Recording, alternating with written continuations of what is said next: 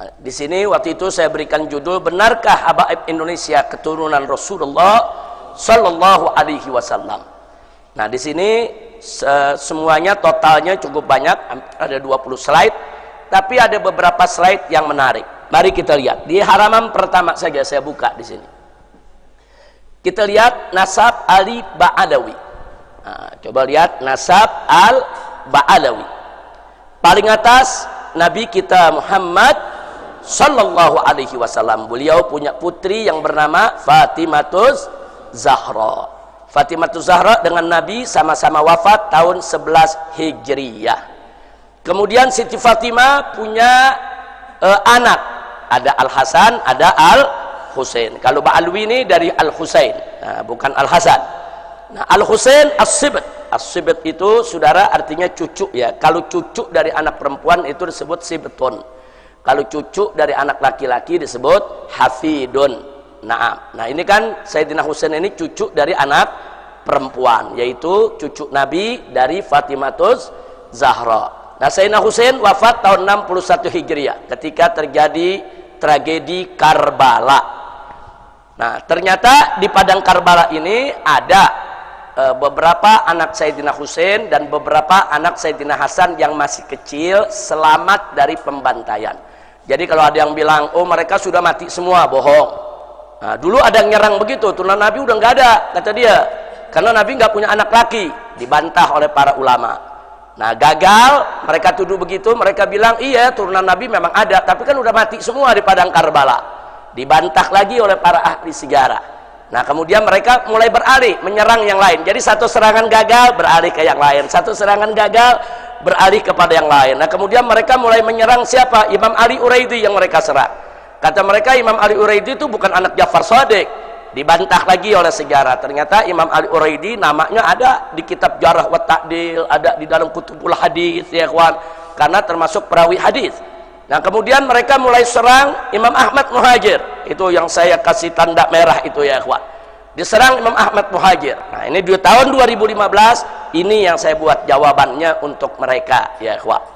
Nah, jadi sekali lagi mari kita lihat dulu nasabnya dari Nabi ke Fatimatus Zahra, dari Fatimatus Zahra ke Al Husain. Nah, anak Sayyidina Husain yang merupakan datuknya Ba'alawi adalah Al-Imam Ali Zainal Abidin. Sebetulnya namanya Ali Al-Ausat. Namanya Ali Al-Ausat. Sayyidina Ali itu anaknya ada tiga. Sayyidina Husain pada saat terjadi pada tragedi Karbala ada tiga anaknya bernama Ali. Ali Al-Akbar, Ali Al-Ausat, Ali Al-Asghar.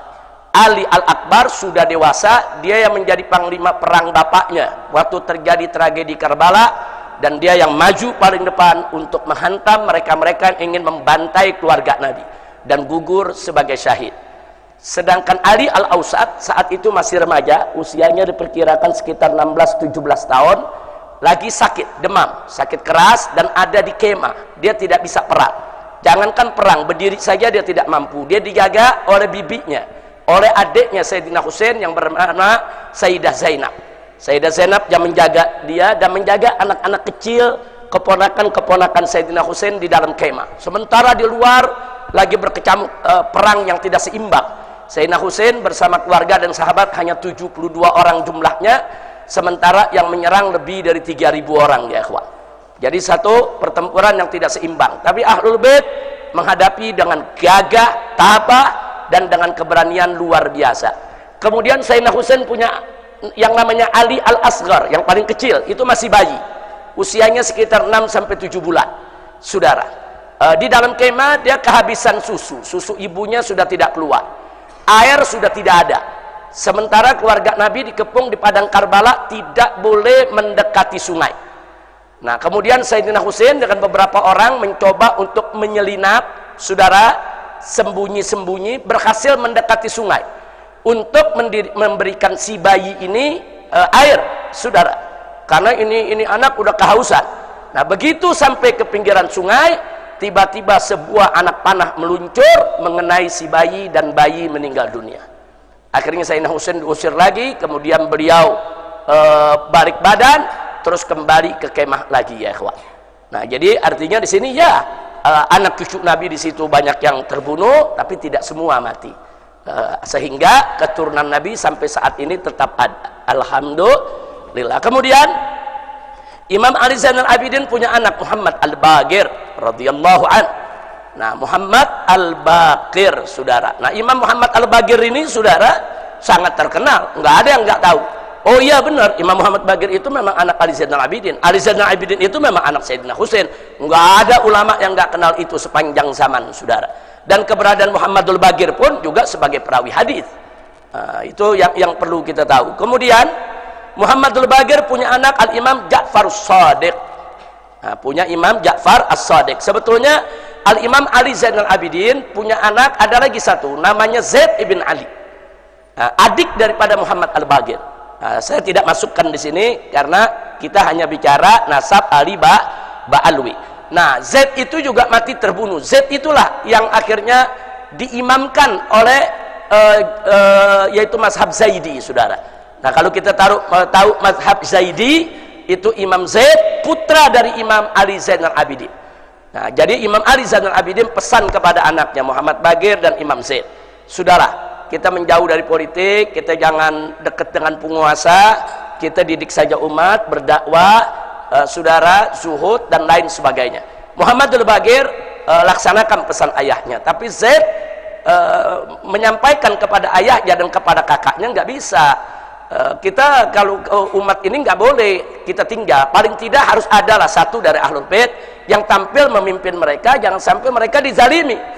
Dengan prinsip semacam itu, Zaid keluar memimpin umat, dan Zaid juga mati terbunuh, ya ikhwan. Zaid mati dibunuh, saudara. Baik, kembali ke Muhammad Al-Baqir yang wafat tahun 118 Hijriah.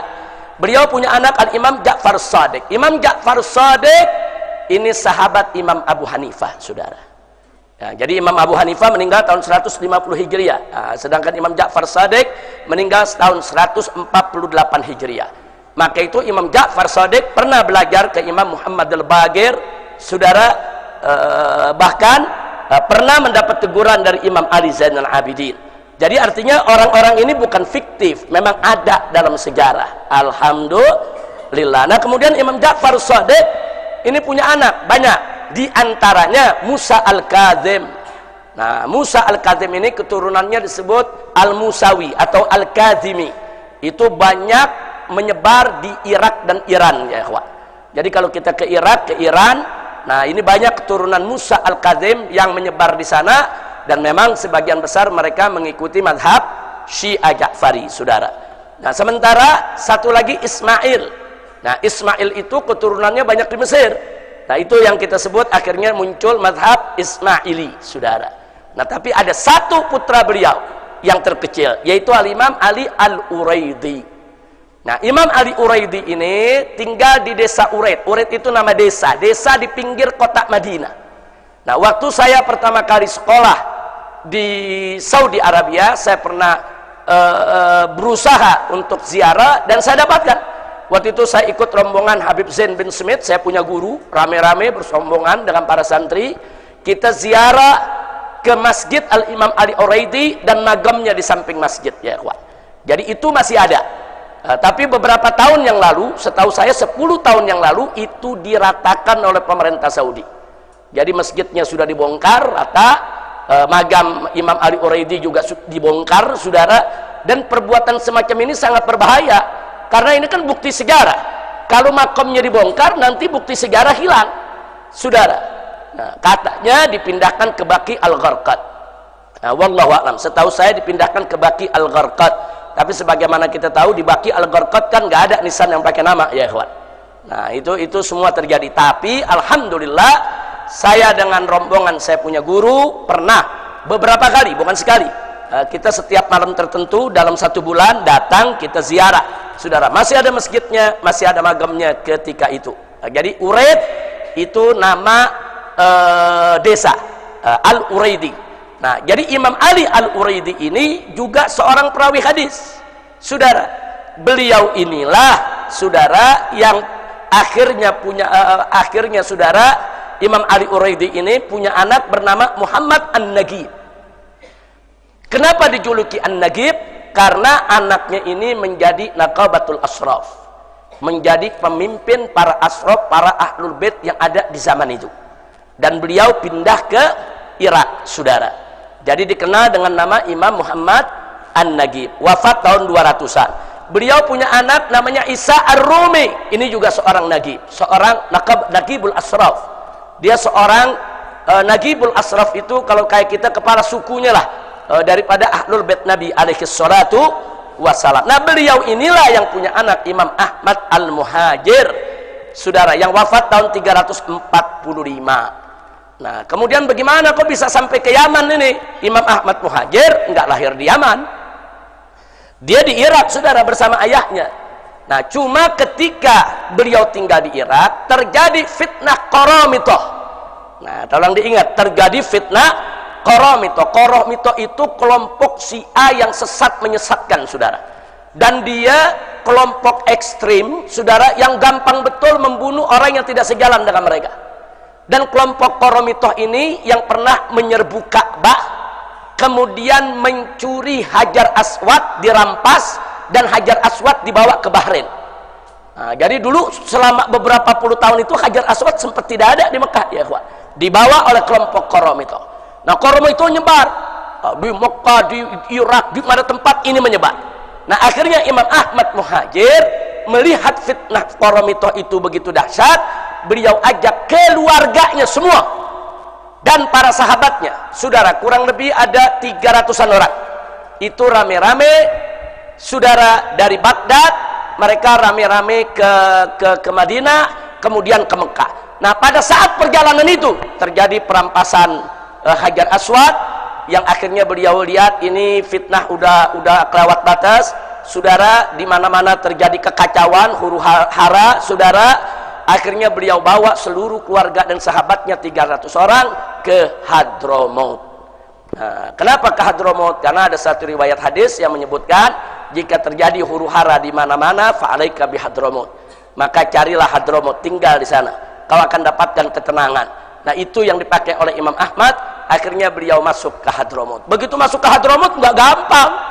Di sana ternyata di Hadramaut saat itu sarangnya kaum ini apa namanya Khawarij, saudara. Ibadiyah itu salah satu sekte Khawarij. Ibadiyah yang paling moderat saat ini.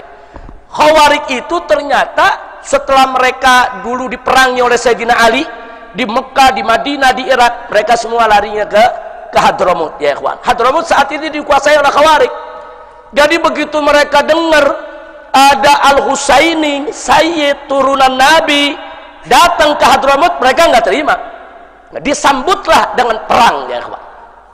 Jadi artinya Imam Ahmad Muhajir dengan 300 pasukan diserbu sama 1000-an lebih pasukan Khawarij. Mereka mau dibunuh. Mereka bilang karena mereka ini Khawarij ini benci dengan keluarga Nabi, nggak suka dengan keluarga Nabi, apalagi dengan keturunan Sayyidina Ali, karena Sayyidina Ali dianggap membantai kelompok mereka, karena mereka kan berontak terhadap Sayyidina Ali, ya ikhwan.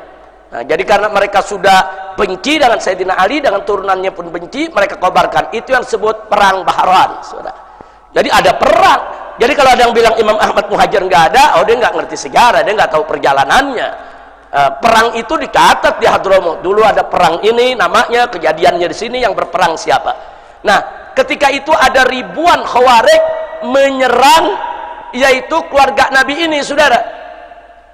Nah, begitu serang ini 300 orang. Ini kalau lihat kejadian begini, nasibnya bisa sama dengan Sayyidina Husain di Karbala atau sama dengan Zaid bin Ali, saudara, yang juga cuman pasukannya sekitar 300 dan semuanya dibunuh, Zaid bin Ali. Nah, kali ini, saudara, ternyata di utara Yaman itu ada mazhab Zaidi. Nah, Syiah itu kan ada Ja'fari, ada Ismaili, ada Zaidi. Nah, Zaidi ini cinta kepada Ahlul Bait. Jadi begitu mereka dengar ada keluarga Ahlul Bait datang dari Irak ke Hadramaut mau diserang oleh orang-orang Khawarij, mereka dari utara turun membantu keluarga Nabi dan terjadi peperangan yang kita sebutkan barusan, dan akhirnya mereka menang. Begitu mereka menang, Khawarij terusir dari Hadramaut. Mereka lari. Kemana mereka lari? Ke Oman. Saat ini jadi negara Oman, ya ikhwan. Negara Oman hari ini dari mulai sultannya sampai rakyatnya, saudara, itu mayoritas dipegang oleh Khawarij, tapi dari sekte yang moderat. sekte yang tidak lagi ekstrim, sekte yang tidak lagi mengkafir-kafirkan orang, yang disebut sekte Ibadiyah. Nah, jadi dulu mereka di Hadramut mereka yang kuasai, kemudian mereka terpukul kalah, saat ini mereka tinggal di Oman ya ikhwan. Nah, dari situlah Al-Imam Ahmad Muhajir mulai saudara dakwahnya di Hadramaut. Sampai di sini kira-kira jelas ya. Nah, kalau ada yang mau lebih jelas lagi silakan buka saja. Saya punya video yang sudah dimuat sejak 2015 ya, Pak. Nah, dari situ akhirnya Imam Ahmad Muhajir punya anak bernama Ubaidillah atau disebut juga Abdullah. Sebagian kitab menyebut Abdullah, sebagian kitab menyebut Ubaidillah. Ini bukan kontradiktif, bukan. Ubaidullah itu kan tasghir daripada Abdullah. Seperti ada mengatakan anak Nabi laki-laki ada yang bernama Thayyib, ada juga yang bernama Thahir, ada juga yang bernama Abdullah. Padahal tiga-tiganya orangnya satu. Namanya Abdullah, julukannya At-Thayyib, At-Thahir. Jadi anak Nabi itu ada Qasim, ada Ibrahim, ada Abdullah, anak lakinya saudara. Yang Abdullah ini julukannya At-Thayyib, At-Thahir. Nah, cuman karena orang baca di hadis yang satu bilang Thayyib, di hadis yang satu bilang Thahir, orang pikir anak laki-lakinya ada 5 ya ikhwah. Nah, padahal Abdullah, Thayyib dan Thahir satu orang. Kira-kira jelas gak? Ini untuk memudahkan pemahaman, jadi nggak usah kaget kalau ada kitab nasab yang bilang Abdullah, ada kitab nasab yang bilang Ubaidillah, saudara. Jangan kemudian dianggap oh ini tazwir, ini pemalsuan. Nggak begitu, saudara. Nah, baik. Kalau dibilang pemalsuan repot, nanti hadis-hadis tentang anak Nabi palsu semua dong, gara-gara namanya beda-beda ya ikhwan. Kira-kira jelas tidak? Jelas semua ya. Baik, nah Ubaidillah ini punya anak yang bernama Alwi. Inilah Habib yang pertama dari keturunan Nabi yang dikasih nama Alawi. Sebelum itu nggak ada yang namanya Alawi ya ikhwan. Nah, ini yang pertama kali disebut Alawi, sehingga keturunannya disebut Ba'alawi. Nah, jadi Ba'alawi diambil dari nama ini, saudara. Makanya di situ ditulis Alwi Jaddu Ba'alawi. Ini kakeknya Ba'alawi, saudara. Nah, dan Alwi ini masyhur dalam sejarah, saudara, putra Ubaidillah. Dan orang semua tahu kalau dia cucunya Ahmad Al-Muhajir. Sampai-sampai Imam Sakhawi menyebut namanya, Imam Ibn Hajar Al-Haythami juga menyebut namanya, saudara. Imam-imam besar menyebut namanya dalam kitab-kitab mereka. Artinya apa? Ubaidillah dan Alwi juga bukan cerita fiktif. Sampai di sini jelas? Baik, kita lanjutkan secara singkat. Dari Alwi lahir anaknya namanya Muhammad, Muhammad lahir lagi namanya Alwi. Nah, dikasih nama kakeknya Alwi. Jadi ada 2 tuh yang namanya Alwi, saudara. Nah, kemudian yang berikutnya, saudara, ada lagi Ali Khalid Ghassam. Nah, Ali Khalid Ghassam ini, saudara, tinggal di Yaman. Beliau punya anak ini yang makamnya sampai hari ini ada di Muhammad Sahib Mirbad, dekat Sulalah. Dia masuk ke Oman ya, dia masuk ke negeri Oman di perbatasan. Jadi yang namanya Muhammad Sahib Mirbad makamnya sampai hari ini masih ada. Makanya banyak santri-santri Al-Ahqaf kalau dulu mau ke Ahqaf, mau ke Hadramut lewat Sulala, itu biasanya mereka mampir dulu kemari. Karena di daerah Sulala itu di situ ada magam Nabi Ayub ya, ada magam Nabi Ayub, Nabi Imran. Kemudian juga ada magam Muhammad Sahib Mirbad. Nah, ini sudah ada di Oman ini magamnya ya ikhwan. Nah, dari situ saudara ada 2 anak. Imam Muhammad Sahib Mirbad ada 2 anak yang sangat populer. Yang pertama adalah bernama Ali, yang kedua bernama Alwi, saudara. Nah, Ali disebut Walidul Faqih. Kenapa beliau disebut Walidul Faqih? Karena beliau ayah kandung Al-Imam Muhammad Al-Faqih Al-Muqaddam. Jadi kalau disebut Al-Faqih Al-Muqaddam, saudara, nah namanya Muhammad, ayahnya adalah Ali. Makanya Ali disebut Walidul Faqih, ayahnya Faqih Muqaddam. Sehingga yang bernama Alwi, saudaranya Ali, disebut Ammul Faqih. Jadi yang satu disebut Walidul Faqih, yang disebut Ammul Faqih. Kenapa? Karena memang Faqih Muqaddam ini tokoh sentral habaib, saudara, yang sangat terkenal. Nah, kemudian mari kita lihat Dari Al-Faqih Muqaddam itu melahirkan tidak kurang dari 75 leluhur Ba'alwi. Hampir semua ada di Indonesia. Ini marganya. 75 leluhur ini 75 marga ya ikhwan. Sementara dari Ammul Faqih itu melahirkan tidak kurang dari 15 leluhur Ba'alwi. Yang salah satunya adalah Azmat Khan. Nah, Azmat Khan inilah yang akhirnya melahirkan para wali songo. Ini saya sudah jelaskan dari tahun 2015 ini ya ikhwan. Nah, makanya kalau Anda baca buku saya yang berjudul FPI Dialog Amar Ma'ruf Nahi Munkar, saya cantumkan di sana nasab wali songo secara lengkap sampai kepada Pangeran Yusuf atau yang tadi disebut Maulana Yusuf oleh Kiai Qurtubi, saudara. Sampai di situ itu nasab tercatat, saudara. Nah, jadi supaya kita tahu inilah uraian nasab para habaib Ba'alwi dan uraian nasab wali songo. Ternyata wali songo dan para Ba'alwi ini mereka bersaudaranya di mana?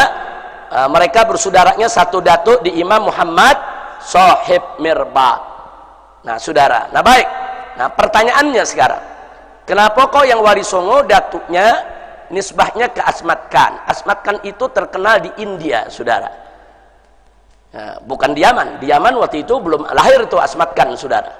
Nah, jadi ceritanya datuknya Azmat Khan ini dari Yaman, mereka menjadi pedagang, saudara, di mana mereka melakukan perjalanan tijarah dari mulai Jazirah Arabia lewat Irak, saudara, lewat Iran, Afghanistan, sampai mereka tiba di India.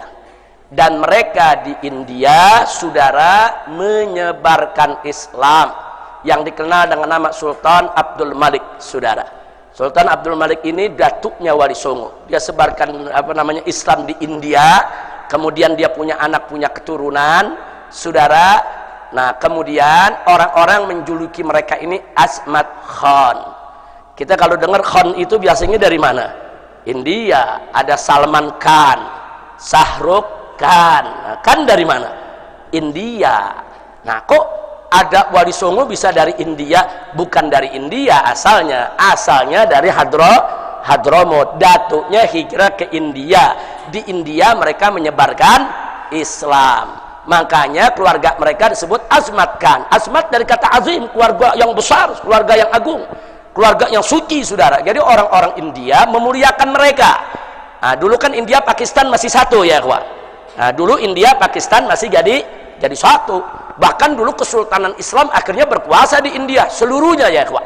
Nah, namun pada akhirnya India terbelah dua, yang Islam mendirikan negara Pakistan, yang Hindu tetap bertahan dengan negara India. Saya tidak cerita soal perpecahan itu, tapi Azmat Khan ini adalah keluarga Ba'alwi yang populer di India dan turun menurun. Dan nagomnya masih ada sampai sekarang ya, kawan. Nah, kira-kira jelas tidak? Nah, dari India anak keturunan mereka menyebar.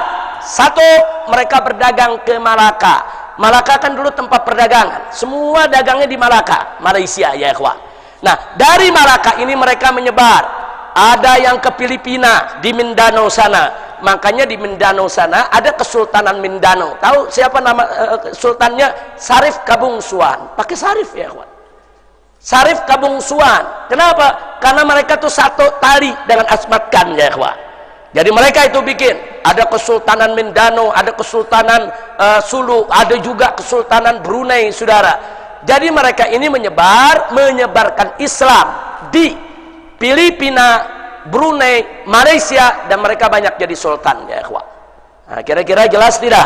Nah, dari Malaka ini pula lah ada yang terjun ke pulau tanah Jawa. Kalau saya sebut pulau Jawa, maksudnya dari ujung kulon Banten sampai ke Banyuwangi sana, saudara. Bahkan sampai ke Madura. Nah, tanah Jawa ini, saudara, dulu menjadi garapan para wali songo. Kenapa? Karena di antara pulau-pulau yang ada di Indonesia, yang paling padat itu Pulau Jawa ya, kawan. Bahkan dulu pusat pemerintahan juga kan di Pulau Jawa ya, kawan. Apakah itu dari mulai kerajaan Majapahit, sebelumnya Singosari sampai Sriwijaya ya, kawan, yang kekuasaannya sampai ke Palembang sana dan seterusnya. Nah, jadi mereka lah yang menyebarkan Islam di tanah Jawa, ya ikhwan. Itu satu keluarga semua. Sari Kabungsuan yang ada di Mindanao, Filipina Selatan, keluarga Kesultanan Mindanao, Kesultanan Sulu, sampai Kesultanan di tanah Jawa, semua satu pongkol, yaitu daripada keluarga besar Asmat Khan. Kira-kira sampai sini jelas tidak? Jelas tidak? Nah, lalu bagaimana kalau yang Ba'alwi, saudara? Yang Ba'alwi, yang habaib dari Hadramut ini, saudara? Yang dari Hadramut, yang 75 leluhur, mereka juga rame-rame berdagang. Tapi saudara, mereka tidak tinggal di India, mereka juga tidak keliling Irak dan lain sebagainya. Nah, mereka menggunakan jalur laut, berlayar sampai mereka tiba di Aceh. Nah, mereka mulai tiba di Aceh, kemudian cari tempat yang layak, dan mereka temukan Palembang. Palembang itu tempat kumpulnya habaib dari yang 75 leluhur, saudara. Nah, termasuk Habib Utsman bin Yahya, pertama terjunnya ke Palembang, saudara, datuknya. Nah, dari Palembang mereka menyebar. Ada yang ke Kalimantan, ada yang ke Sulawesi, ada yang ke Irian, saudara. Nah, mereka nyebar ke seluruh tanah-tanah Jawa di sana, saudara. Nah, jadi kenapa saat itu mereka lebih banyak nyebar, yaitu ke Kalimantan, Sulawesi, dan Irian? Karena Pulau Jawa ini udah banyak digarap oleh Wali Songo, saudara. Di mana-mana udah pada masuk Islam, saudara. Jawa Barat, Jawa Tengah, Jawa Timur udah jadi negeri Islam semua. Nah, mereka mencari tempat-tempat yang masih belum tersentuh Islam. Makanya ada yang masuk ke Sulawesi seperti guru tua Habib Idrus bin Salim Al-Jufri, saudara, yang membangun Al-Khairat, hampir 1.500 sekolah yang ada di wilayah Indonesia Timur. Belum lagi saudara-saudaranya Habib Utsman bin Yahya, saudara, yaitu Habib Hasim yang menyebarkan Islam di Kalimantan. Sampai ada satu juga pangeran kerajaan Kalimantan Timur, saudara, kerajaan Kutai setelah Islam, itu juru agamanya dan pangerannya adalah dari keluarga besar bin Yahya, ya ikhwan. Nah, disitulah menyebar. Jadi artinya apa? Artinya Ba'alwi ini, baik yang dari Waridul Faqih maupun yang dari Amul Faqih, bahu-membahu untuk mengislamkan Indonesia. Saya tanya, bagus tidak itu? Bagus, saudara. Enggak ada yang perlu diperdebatkan soal itu, saudara. Memang di kalangan ahli nasab ada perbedaan soal nasab Asmat Khan, saudara. Memang ada perbedaan, tapi perbedaan itu nggak bisa dijadikan dalil membatalkan nasab Asmat Khan, saudara. Enggak. Sementara para ahli sejarah, para mu'arrikh, saudara, hampir sepakat, sebagaimana disampaikan oleh Sayyid Muhammad Diya Syihab dalam tahqiqnya untuk kitab Samsud Zahira. Nah, dalam catatan tahqiqnya beliau sampaikan, saudara, nah, bahwa para ahli tarikh umumnya sepakat Wali Songo itu berasal dari Asmat Khan. Kalau mereka Asmat Khan, berarti mereka Ba'alwi. Kalau mereka Ba'alwi, berarti mereka keturunan Rasulullah SAW. Kira-kira sampai sini jelas tidak? Jelas tidak? Nah, sekarang baik, sudah tahu seperti ini, mungkin ada yang mau tahu apa aja sih leluhur-leluhurnya Ba'alwi nih, baik yang menurunkan Wali Songo maupun yang lainnya. Perhatikan dalam kitab Aswaja yang saya buat, ya ikhwan, menyoroti Wahabi dan Syiah. Di kitab ini saya sudah uraikan semuanya, ya ikhwan, di halaman 215. Nah, perhatikan baik-baik. Imam Al-Faqih Al-Muqaddam Muhammad bin Ali Ba'alawi menurunkan para imam yang merupakan para datuk dari marga-marga habaib. Antara lain ada 7, di sini saya sebut bukan 75 lagi, 95. Di sini yang saya sebutkan ada 95. Yang 75 ini yang nyebar di Indonesia, ya ikhwan. Nah, di antaranya apa? Saya bacakan aja sebagian. 1. Abu Numay, 2. Az-Zahab, 3. Az-Zib, kemudian 4. Al-Attas, 5. Al-Idrus, 6. Al-Bahar, 7. Al-Baiti, 8. Al-Bar, 9. Al-Barahim, 10. Al-Barakat, 11. Al-Barun, 12. Al-Barakbah, 13. Al-Batah, 14. Al-Buftain, 15. Al-Ghaidi, kemudian 16. Al-Ghumri, 17. Al-Ghusn, 18. Al-Habshi, 19. Al-Haddar, 20. Al-Hadi, 21. Al-Hamadun, 22. Al-Hamid, 23. Al-Khindwan, 24. Al-Hiyid, kemudian 25. Al-Jazirah, 26. Al-Jufri, 27. Al-Junaid, 28. Al-Jailani, 29. Al-Kaf, 30 Al-Qadat, kemudian bukan Al-Haddad ya, lain lagi, Al-Qadat saudara. Kemudian 31 Al-Qiraisyah ya, 32 Al-Khamur, 33 Al-Khaneman, 34 Al-Khirit, 37 Al-Khun, 36 Al-Madikik, 37 Al-Mahdi, 38 Al-Maknun, 39 Al-Marzak, 40 Al-Masilah, 41 Al-Masyhur, 42 Al-Muallim, 43 Al-Mudhir, 44 Al-Mugabir, 45 Al-Mughdar, 46 Al-Munawwar, 47 Al-Musawa, kemudian 48 Al-Musayyakh, 49 Al-Mutahhar, 50 Al-Ghadi, 51 Al-Ghadri, 52 Al-Gutban, 53 At-Taha, 54 Al-Wahd, 55 Ar-Rakhila, 56 Ar-Rawsan, 57 Ar-Rudai, 58 Ar-Rus, 59 As-Sakran, 60 As-Segaf. Kemudian ini disusun berdasarkan abjad ya. Ntar ada yang tanya, kok As-Segaf adanya belakangan? Berdasarkan abjad, yang A dulu baru yang B begitu. Jangan ntar As-Segaf protes ya, ini kok As-Segaf yang justru kakak paling tua kok jadi ditaruh belakang ini. Nah, jadi jangan protes dulu As-Segaf ya. Al-Habsyi juga karena hak ya kita taruh di hak ya kawan.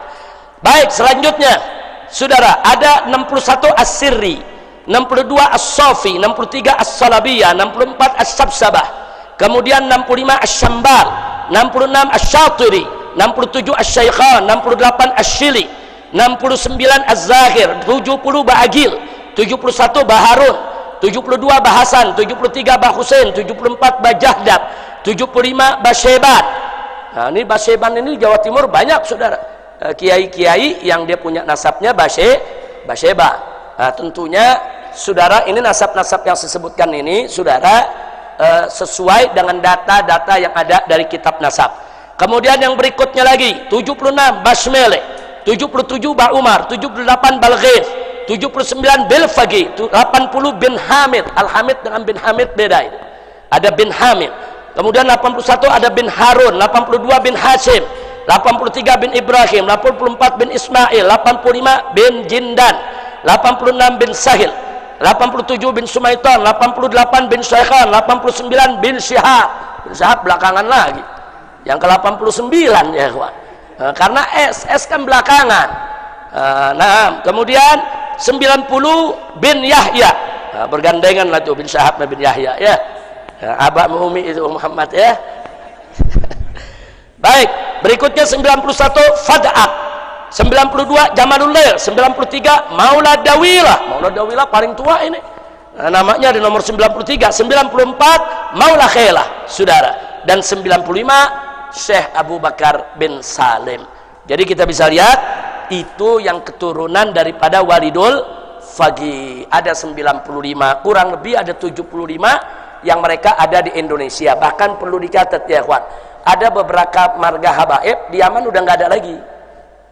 Jadi kalau ke Yaman nggak ada ini marga. Kenapa? Karena datuknya semua dulu udah hijrah ke Indonesia.